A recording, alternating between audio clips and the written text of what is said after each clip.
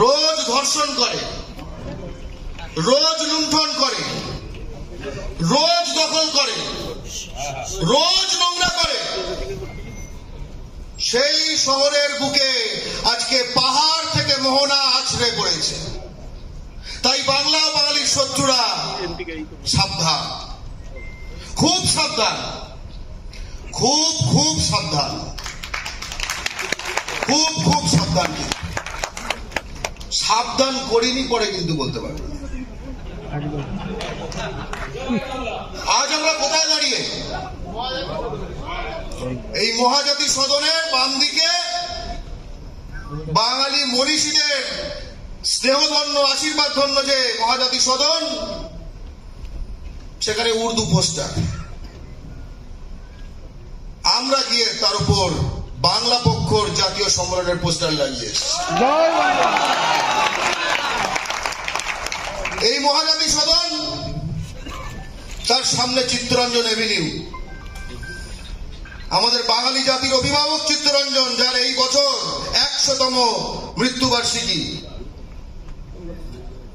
চিত্তরঞ্জন এভিনিউর শুরু থেকে চিত্তরঞ্জন এভিনিউর শেষ, আমাদের এই মহাপুরুষের গায়ে শুধুই গুটখার দাগ। ডিভাইডার দেখলে বুঝতে পারবে, দেখতে পারবে। ওপারে এই রাস্তা পেরোলে তোমার আমার সকলের 60 লাখ পূর্বপুরুষকে 1943 সালে কালোবাজারি এবং মজুদদারি করে খুন করেছিল যারা, তাদের নাতি পুতিরা থাকে। আমরা সেইখানে দাঁড়িয়ে আছি। এখান থেকে খুব কাছে খেলাফত কমিটির অফিস, যারা মিটিং করে বলেছে যে পশ্চিমবঙ্গে WBCS এ বাংলা বাধ্যতামূলক করা যাবে না।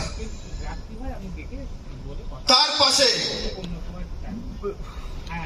কেশব ভবন, RSS পশ্চিমবঙ্গের হেডকোয়ার্টার, বাংলা ও বাঙালির শত্রুদের আখড়া। আর এই পাশে সন্মার্ক কাগজ, যার বিধায়ক, যে কিনা জোড়াসাঁকোর বিধায়ক, সে ওপেন বিজ্ঞাপন দেয় সন্মার্ক কাগজে পদের জন্য যে মারওয়ারি ছাড়া কাউকে নেওয়া হবে না। আমরা সেইখানে দাঁড়িয়ে আজকে বাংলা পক্ষর যা দ্বিতীয় জাতীয় সম্মেলন করছি, বাঙালি জাতির জাতীয় সম্মেলন করছি। বাংলার মাটিকে তাই বাংলা ও বাঙালির শত্রু মুক্ত করতে হবে। করবে তোমরা জেলারা, এটা মায়ের নির্দেশ পালন করতে হবে। কি পারবে তো? জয় বাংলা। মায়ের সন্তান তো, জয় বাংলা। বাপের বেটা তো। জয় বাংলা। আজ বাংলা, বাঙালি জাতি তথা ভারতে এক সংকটকালে বাংলা পক্ষর দ্বিতীয় জাতীয় সম্মেলন হচ্ছে। পহলগামে যে নারকীয় জঙ্গি হামলা হয়েছে, আমরা তার বদলা চাই। পাকিস্তান অকুপাইড কাশ্মীর পুরোপুরি ফেরত চাই, আর নাটক নয়, কোন নাটক আর চাই না। আমরা জমি চাই, হোয়াটসঅ্যাপে ম্যাপ চাই না। একদম খুব স্পষ্ট কথা। অনেকদিন হোয়াটসঅ্যাপে হয়েছে, এবার আমরা জমি দেখতে চাই। এবং অনেকে বলে না বাংলা পক্ষকে, তোমরা বাঙালি নাকি বাঙালি? এই নামের মধ্যে আলী থাকা একজনের শেষ যাত্রায় গতকাল বাংলা পক্ষ ছিল ঝন্টু আলী শেখ। জয় বাংলা। জয় বাংলা। তাই আমরা কিন্তু জেসে জাতি না। সাম্প্রদায়িকতা, মৌলবাদ এবং দাঙ্গাবাজদের বিরুদ্ধে লড়তে হবে একসাথে। এটাই মুর্শিদাবাদের যে ভয়াবহ ঘটনাগুলি ঘটেছে তার থেকে শিক্ষা। আল্লাহু আকবর বা জয় শ্রীরাম, যে রঙের হোক ঝান্ডা, দাঙ্গা করলেই ডান্ডা। খুব স্পষ্ট কথা। জয় বাংলা। যে রঙের হোক ঝান্ডা, দাঙ্গা করলে করলেই ডান্ডা। জয় আমাদের আর এটাই নীতি। তাই জন্যই পয়লা বৈশাখে আমাদের মিছিল থেকে স্লোগান কি উঠেছিল? দাঙ্গাবাজের আস্তানা জ্বালিয়ে দাও, পুড়িয়ে দাও, দাঙ্গাবাজদের চামড়া গুটিয়ে নেব আমরা। খুব স্পষ্ট কথা। কিন্তু এগুলো তো এই সময়ের বিষয়। ব্যাকগ্রাউন্ডে ভয়ঙ্কর এক চক্রান্ত চলছে, ডিলিমিটেশন। এই যে বাংলা যত মানুষ আমরা যে ভোট দেই, এর ফলে যত অনুপাত আমাদের কেন্দ্রীয় আইনসভায়, সেটাকে কমিয়ে দেওয়া হচ্ছে। মানে এই যে মোটামুটি 8% লোকসভার যে সাংসদ বাংলার, এই শতাংশকে কমিয়ে দেওয়া হচ্ছে। তামিলনাড়ুর কমিয়ে দেওয়া হচ্ছে, কেরলের কমিয়ে দেওয়া হচ্ছে, বিহারের বাড়ানো হচ্ছে, ইউপির বাড়ানো হচ্ছে, ঝাড়খণ্ডের বাড়ানো হচ্ছে, রাজস্থানের বাড়ানো হচ্ছে, মধ্যপ্রদেশ বাড়ানো হচ্ছে। বোঝা গেল? অর্থাৎ বাঙালিকে চিরতরে দ্বিতীয় শ্রেণীর মানুষ বানানোর চেষ্টা তার নিজের রক্তে স্বাধীন করা রাষ্ট্রে। আমরা এটা মেনে নেব না। বাংলা পক্ষ প্রথম থেকে ডিলিমিটেশনের বিরুদ্ধে লড়াই করেছে এবং লড়াই করবে। কিন্তু আমাদের থেকে বেশি ওরা হয়ে গেল কি করে?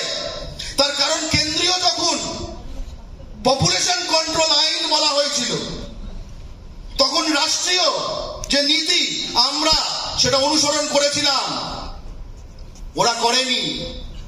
হাম দো হামারা দো, বাকি বঙ্গাল ভেজ দো, তারা এই নীতি অনুসরণ করেছিল। তার ফলাফলে আজকে বুঝতেই পারছে তারা কেন্দ্রীয়ভাবে সম্পূর্ণভাবে আমাদের এই বহুজাতিক বহুভাষিক আমাদের এই স্বপ্নের ভারতবর্ষকে একখানা হিন্দি সাম্রাজ্যবাদী একখানা কেন্দ্র এবং তার অহিন্দি বেশ কিছু উপনিবেশ, এই ধরনের একখানা পরিকল্পনায় তারা এটাকে পরিণত করতে চায়। আমরা হতে দেব না, আমরা স্পষ্টত হতে দেব না। এবং তাই জন্যই 2 সন্তান নীতির ভিত্তিতে অল ইন্ডিয়া জনসংখ্যা নিয়ন্ত্রণ আইন চাই। খুব স্পষ্ট, এর অন্য কোনো সমাধান নেই ভাই।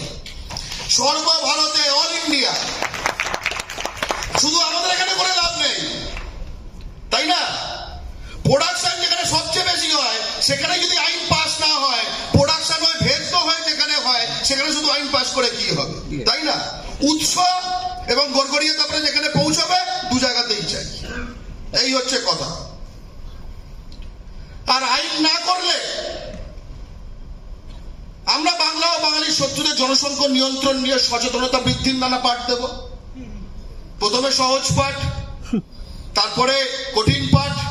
কারণ রাষ্ট্রীয় নীতি সেটাকে কিন্তু বাস্তবায়ন করতে হবে।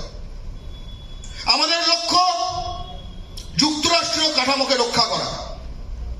আজকে এই মহান জাতীয় সম্মেলনে সংহতি জানিয়েছে কর্ণাটকের, তামিলনাড়ুর, মহারাষ্ট্রের, পাঞ্জাবের সহ কৌশলী সহ ভারতের বিভিন্ন জাতি, তাদের জাতীয় সংগঠনরা, বলতে পারো কর্ণাটকের বাংলা পক্ষ বা এই ধরনের, তারাই আমাদের সংগতি জানিয়েছে। তার মানে এইটাই হচ্ছে বৈচিত্র্যের মধ্যে ঐক্য। এটাকেই বৈচিত্র্যের মধ্যে ঐক্য আমরা এটা ধারণ করি। বাংলা পক্ষ স্পষ্টত যে যুক্তরাষ্ট্রীয় কাঠামোর কথা বলতে চায়, সেখানে পররাষ্ট্র অর্থাৎ এক্সটার্নাল ডিফেন্স, প্রতিরক্ষা অর্থাৎ এক্সটার্নাল ডিফেন্স, পররাষ্ট্র অর্থাৎ এক্সটার্নাল অ্যাফেয়ার্স এবং মুদ্রানীতি অর্থাৎ ফরেন পলিসি, এই 3টি থাকবে কেন্দ্রীয় সরকারের কাছে, বাকি সবকিছু রাজ্যের হতে হবে। এইটাই বাংলা পক্ষর অন্তিমতম লক্ষ্য। আমরা আসলে চিত্তরঞ্জনের স্বপ্ন দেখা ভারতবর্ষ করতে চাই। আমরা 15ই আগস্ট 1947-এর লুট হয়ে যাওয়া প্রতিশ্রুতি আমরা আমাদের মধ্যে ধারণ করি এবং বাস্তবায়ন করতে চাই। এবং আমরা আমাদের মাটিতে যখন এই কথাগুলি বলছি, কত সহযোদ্ধা আসতে পারেনি বেশ কিছু জেলায়, কারণ তারা পশ্চিমবঙ্গে নেই, তারা বাইরে কাজ করছে, গুটিয়ে আছে। আর গুটিয়ে আছে বলেই বাংলা পক্ষ তাদের মধ্যে সাহস সঞ্চার করে। প্রায় 21 লাখ বাঙালি অন্যান্য রাজ্যে কাজ করতে গেছে এই মুহূর্তে কেন্দ্রীয় সরকারের তথ্য অনুযায়ী